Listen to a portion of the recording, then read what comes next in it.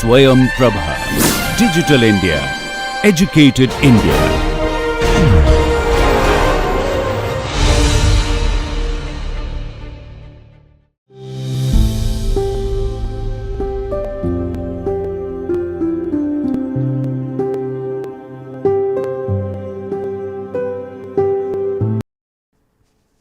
Hi there. Continuing from the previous session where we were discussing about different types of cash flows, and we touched upon the approaches which we use for calculating the present value of cash flows of perpetual nature, such as the simple perpetuity cash flows, and then we also discussed how we can evaluate the present value of delayed perpetual cash flows, and subsequently the cash flows which are growing in future, and how to calculate the present value of these cash flows. Taking the discussion further, we understood that the formula that we have discussed here earlier was given as the present value of growing perpetual cash flow can be determined using this formula, where we should understand that R is the discounting rate and G is the growth rate in cash flows. So, if the discounting rate is as far as greater than G, it is always going to be continuing in future, but if the discounting rate becomes smaller than G, then the cash flow will not continue for perpetuity. You take a simple example here.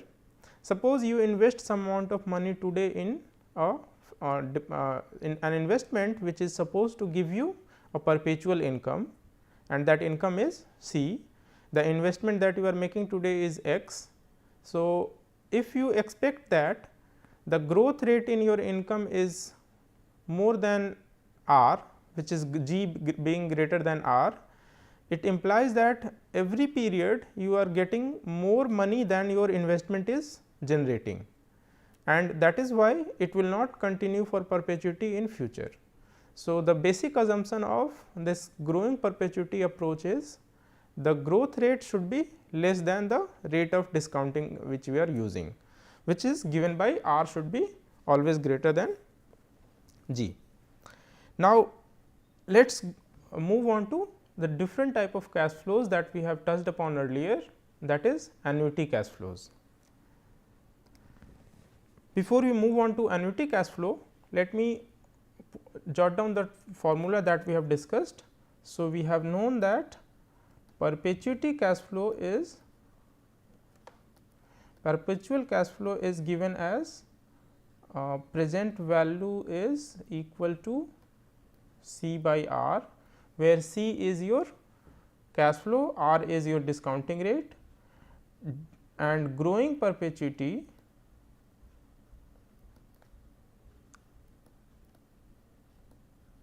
is given as C by R minus G, and delayed perpetuity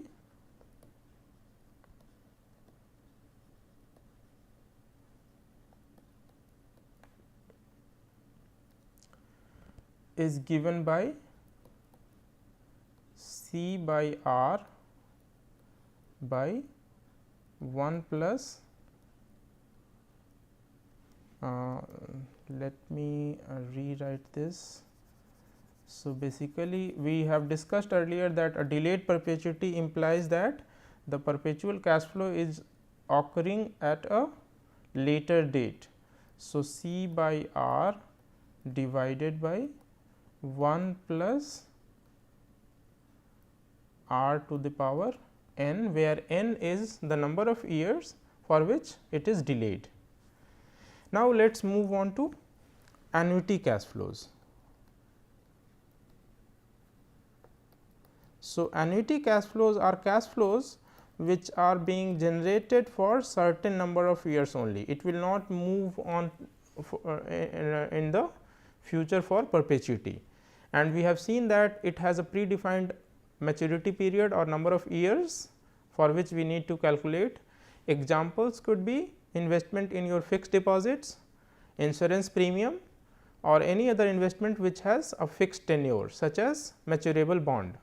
If you have investment in bond with certain number of years of maturity, you are expecting to generate a cash flow for certain number of years, and then you can stop getting the cash flows. So, how do we find the present value of such annuity cash flows? So, instead of directly jumping to the formula of annuity cash flows, let me specify the formula using the methods that we have learned so far. So far we have learned methods to calculate the present value of perpetual cash flows given as C by R. We have also learned that if the perpetual cash flow is growing, we can calculate the present value given by C by R minus G, and if the perpetual cash flow is delayed, we can use the formula C by R divided by 1 plus R to the power n to calculate the present value of such a delayed perpetual cash flows. So, let us combine these methods to understand how we can calculate the annuity cash flows. Going back the same methodology, we will first have a timeline example. So, suppose we have a timeline example where the periods are defined as T 0, T 1, T 2 and so on.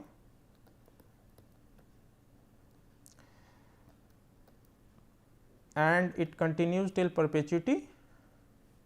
So, cash flows are also generated in a similar fashion. Let us take a normal cash flows. Let us call this situation 1, that is project 1. So, if this is project 1,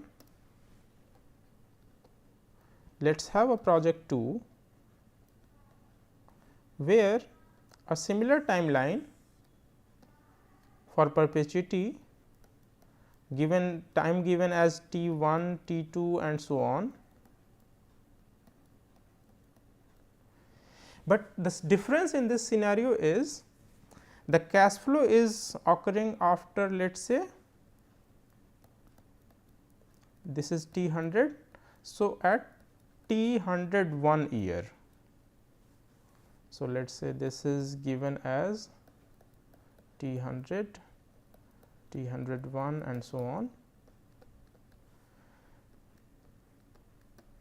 So, in project 2, the first cash flow is coming at T 101, which is after 100 years. Now, if we try to understand the difference between these two, basically first project P 1 gives you a cash flow which is being generated at year 1, that is T 1, T 2 and so on. In second situation, which is project 2, the cash flow is delayed for first 100 years or 100 periods, and after that the first cash flow originates. So, the second example is delayed cash flow of perpetual in nature, and first situation, which is project 1, is the typical simple perpetuity cash flow. Now, if we have already discussed the formula to calculate the present value, so we can say that present value of project 1 will be C, that is CF. So, let us assume that this C is the CF by R.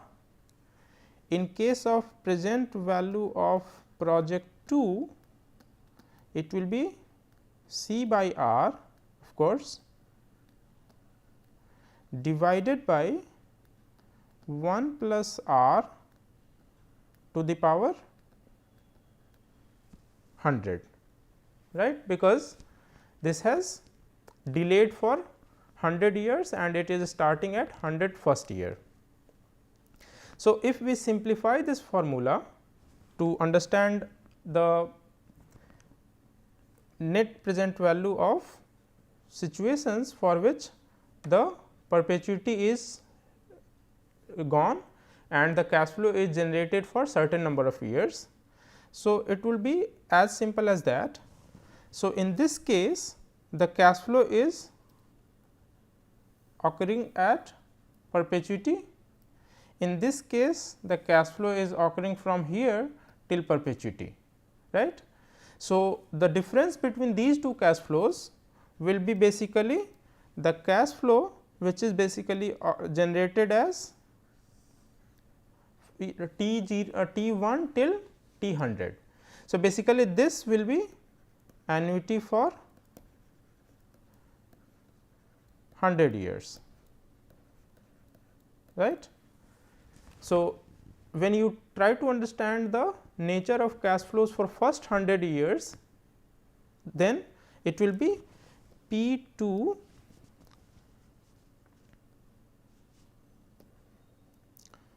and P 1 the difference. So, the basically if you try to understand the present value of annuity, it will be the present value of P 1 minus present value of P 2. Basically, present value of P 1 implies that you are getting a cash flow for the whole perpetual period. Present value of P 2 implies that you are going to get the present value of cash flows originated after 100 years. So, 100 first year and so on. So, when you try to calculate the present value of first 100 years, it is basically giving you an annuity formula. So, annuity formula will be, if we try to simplify the formula, present value of annuity for 100 years, in this case it will be C by R minus C by R divided by 1 plus R to the power 100, because we are delaying it for first 100 years. So, the formula would be C by R into, if you simplify this, you will get 1 minus 1 by 1 plus R to the power 100 here, and this will be the present value of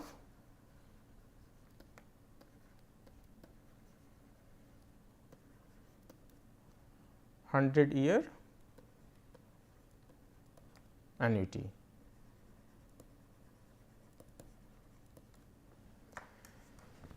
If you try to understand this from this timeline point of view, the present value of first 100 years of cash flows can be calculated using the present value of each of the cash flow that are being generated at T1, T2, T3 in project 1 case, and that those cash flows are brought back to the present time at time 0, which is basically the today's time, and that is how we calculate the formula for present value of 100 years annuity.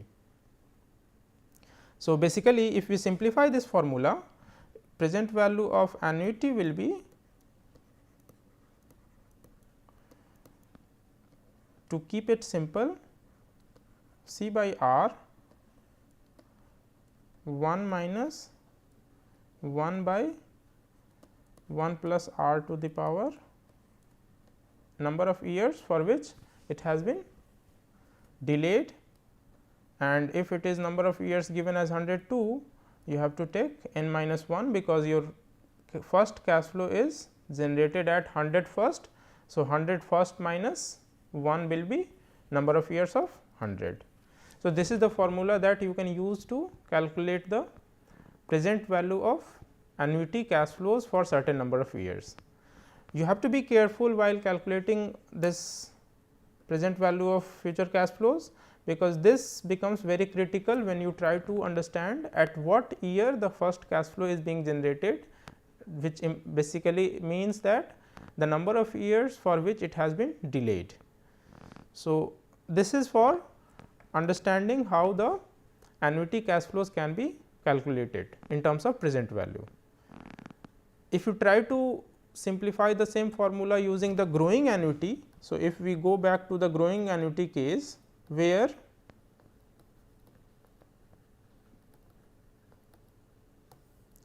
the timeline would be something like this.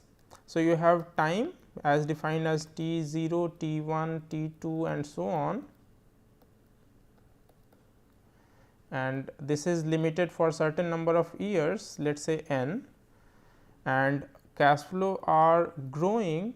So, basically in year 1 you are getting CF 1, in year 2 you are getting CF 1 into 1 plus g, which is basically your growth rate. In year 3 you are getting cash flow 1 plus growth rate with increment and so on. Then the formula for this present value of growing annuity will be C by R minus G, going by the same logic, into 1 minus 1 plus G 1 plus R to the power n, and this should be giving you the present value of growing annuity, where the annual cash flows are increasing. And with this we have covered two approaches, basically cash flows.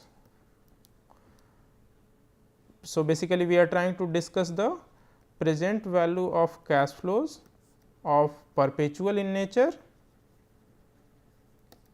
and annual in nature.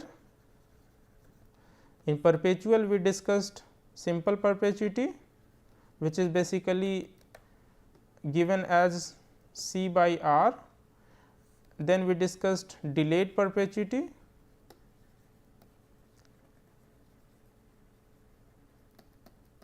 where we discussed C by R to the power divided by 1 plus R to the power n, for which it is delayed, and we discussed growing perpetuity,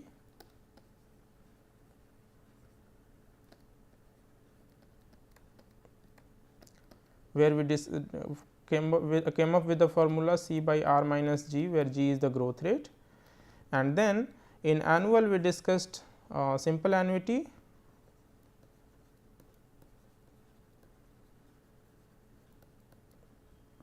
and growing annuity. Delayed will be the same case, you have to just delay it for certain number of years if it is given, and this formula, these two formula are already discussed in this session. Now, having learnt these two methods or these approaches to calculate the present value of expected cash flows of different nature, we can also implement these methods to understand some very simplistic or realistic financial decision making problems. Particularly when it comes to personal finance decisions, these approaches of calculating present value becomes more critical. If you recall from one of the previous sessions, we presented you a situation where Miss High Flyer was about to make her financial planning decision, and the situation was like this. So, I will go back and try to represent the situation here. So, the situation was Miss High Flyer was about to plan for her future, and it is she is going to graduate in 2020, which is the immediate year, and she is expected to work for 20 years. Then she is planning for some vacation trips for next 5 years, and after that she will be retiring. So, basically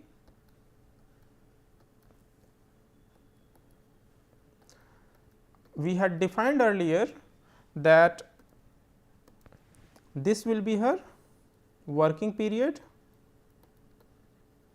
which is going to be 20 years.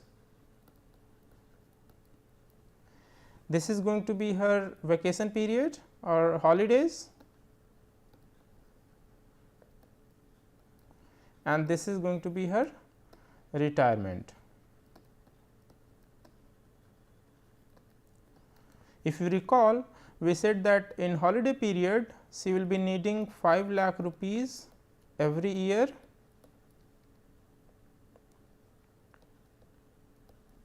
and in her retirement she will be needing 2 lakh rupees every year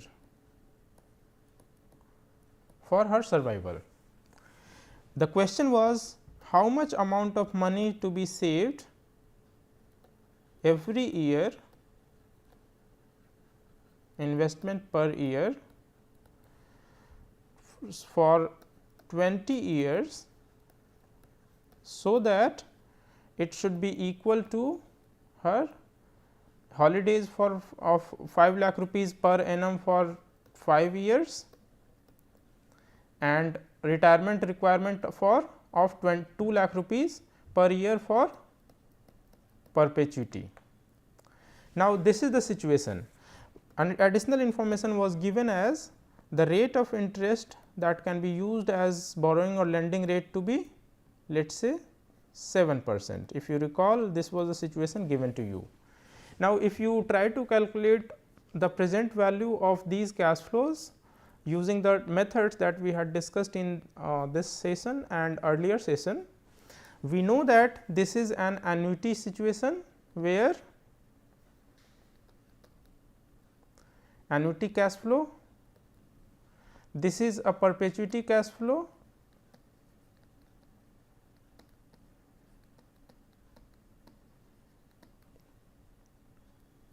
and this is again an annuity cash flow. So, when you try to implement the tools that we have learned for calculating present value, you can simply use these functions to calculate the present value of future cash flows. The point here is, for every set of cash flows you have to bring it to a common timeline. For example, these 5 years of cash flows should be calculated at this point of time, which is basically t being 2040, and for these cash flows this will be the timeline where you can calculate, where t is going to be 2045, and for these cash flows t will be 0. Now, when you try to apply the formula that we have learned, the formula for this cash flow will be, so present value of this cash flow will be C by R, which is 2 lakh rupees of every year requirement by R. So, we are using the same R here, 7%, which is basically the rate of discounting. So, whatever present value you are going to get is at this point of time. Now, this has to be brought it to one common point of time. So, if you calculate this value C by R using this 2 lakh rupees of cash flows and 7% of discounting rate, this will be, let us say 28 lakh 57,143. So, this is the present value at t 2045. If you bring it back to this point of time, which is basically again bringing back for 5 years, this will be basically calculated as, so present value will be 28 lakh 57,143. This is your present value and has to be discounted with 1 plus 7% for 5 years, which is going to be basically 20 lakh 37,103. Please cross check the calculations, although I am trying to be as precise as possible. So, this is the present value at t 2040 for this cash flow, this retirement requirement. So, let us name is retirement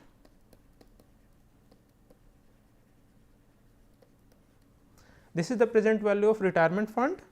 Similarly, we can calculate the present value of this holiday funds. So, holiday funds will be calculated present value of annuity cash flow of 5 lakh.